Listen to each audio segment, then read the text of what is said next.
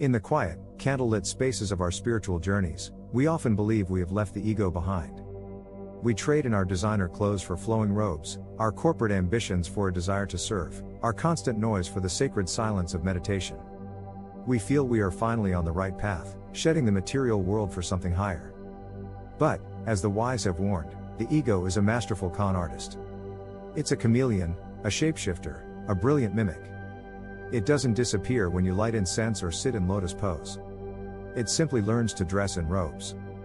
The ego will shave its head, wear beads, chant mantras, and drink wheatgrass, all while whispering a single, poisonous phrase, "I am holier than you." What looks like genuine enlightenment is often just pride in a very convincing costume. The true spiritual work isn't about rising above others. It's about recognizing the subtle, deceptive ways the ego clings to its power, even on the path to transcendence.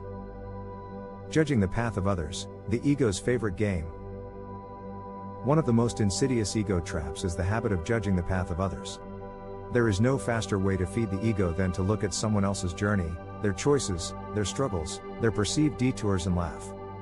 The ego claps with glee every time you label another seeker as lost, blind, or less evolved.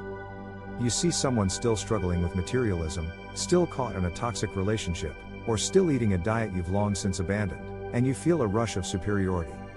"I'm so glad I'm not like them," you think, or they just don't get it. The ego loves this. It builds its throne on the rubble of others' perceived failures. But the universe has a sense of humor, and the joke is always on us. The truth is, you are the one who is truly stumbling, tripping over your own smugness. While you're busy looking down at someone else's path, you're missing the immense, life-altering lessons on your own.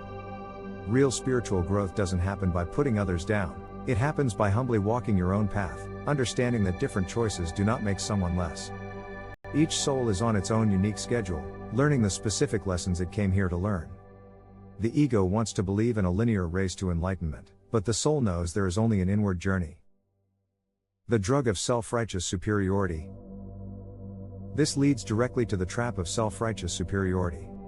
The ego loves to whisper, "You are further ahead." But the question we rarely ask is, ahead of what, exactly? Ahead of who? This belief is nothing more than a child holding a plastic crown, insisting it is gold. It is a fabricated reality designed to make us feel safe. Superiority is the drug that numbs the deep-seated terror of still being unfinished. We are all works in progress. We are all messy, flawed, and a little bit broken. The ego, terrified of this vulnerability, constructs an elaborate facade of spiritual advancement. It wants you to believe you've already arrived so you don't have to do the hard work of facing your own imperfections. But real growth does not happen by climbing above others, it happens by realizing there was never a ladder in the first place.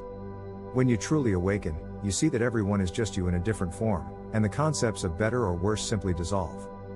The true measure of spiritual progress isn't how high you've climbed, but how deeply you've surrendered the need to climb at all.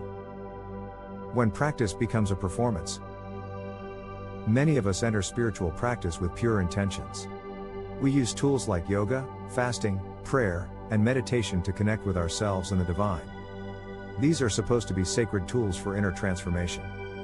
But the ego can corrupt even the most sacred of practices, turning them into trophies once you start using them as evidence that you are somehow better than others. The moment you brag about how long you meditated or how many days you fasted, you have already missed the point. These practices were meant to humble you, to connect you to a power greater than yourself. When you start telling someone how often you breathe deeply or how long you hold a difficult yoga pose, you're not proving your spiritual prowess. You're only proving that you are gasping for external validation. The true purpose of practice is not for performance but for purification. A genuinely spiritual person doesn't need to tell you they are spiritual. Their presence, their peace, and their compassion speak for themselves. The ego wants to win at everything, even at spirituality, and will turn your deepest work into a contest. The illusion of knowledge without embodiment. In the modern age, knowledge is everywhere. Books, lectures, and sacred texts are a digital buffet for the mind. We can read a dozen books on mindfulness, listen to hundreds of podcasts on spiritual awakening, and quote ancient scriptures with ease. But this is the ego's perfect playground. It loves to amass information because it creates the illusion of wisdom. Knowledge without embodiment is like a library on fire. It looks grand from the outside, filled with ancient wisdom and grand ideas, until you notice the smoke choking you. You can know everything about compassion, but if you're still cruel to your family, the knowledge is useless. You can read every book on non-attachment, but if you're still obsessing over a breakup, the words are just noise. The true work of knowing is not about filling your bookshelf, it's about integrating that wisdom into every cell of your being. It's about taking the truth you read and living it, breathing it, and becoming it. Without embodiment, spiritual knowledge is nothing more than a fancy spiritual identity for the ego to wear. The pitfall of spiritual bypassing. In our search for love and light, we often fall into the trap of spiritual bypassing. This is the act of using spiritual ideas to avoid facing our unresolved emotional issues, personal wounds, and psychological hang-ups. To say only love and light is to throw glitter on an infected wound. It might look shiny and beautiful on the surface, but it still festers underneath. Evolution requires shadow work.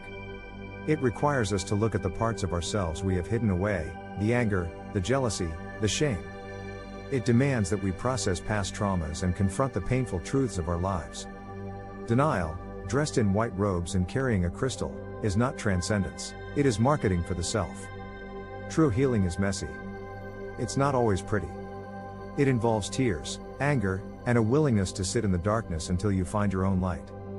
The ego loves to pretend it's all rainbows and butterflies, but the soul knows that true growth happens in the fertile darkness of introspection. The final cage, clinging to labels. Finally, the ego loves to cling to labels. We see them everywhere: seeker, healer, starseed, lightworker, awake. All of these sound holy and meaningful until you realize they are just new cages you locked yourself inside. They give the ego a new identity to defend and to be proud of. Even something as simple as food becomes a religion: vegan, carnivore, organic, raw. Your diet is not your soul. Your food choices do not make you more righteous than another. At best, it makes you louder at dinner parties. The ego wants to win at everything, even at heaven. It wants to be cleaner, brighter, and more radiant than the person next to you on the meditation mat. It will wear the mask of saint or scholar or savior, whatever sells best and makes it feel most important. The real spiritual work, the one that actually leads to liberation, is not about being higher or better than anyone else. It is about the profound and courageous act of dropping every mask, the mask of the healer, the guru, the pious meditator, and the righteous vegan. It is about shedding every identity until there is nothing left to defend and nothing left to polish. The journey is not about becoming someone, it's about remembering who you have always been, a pure, unadorned soul, free from the ego's endless performance.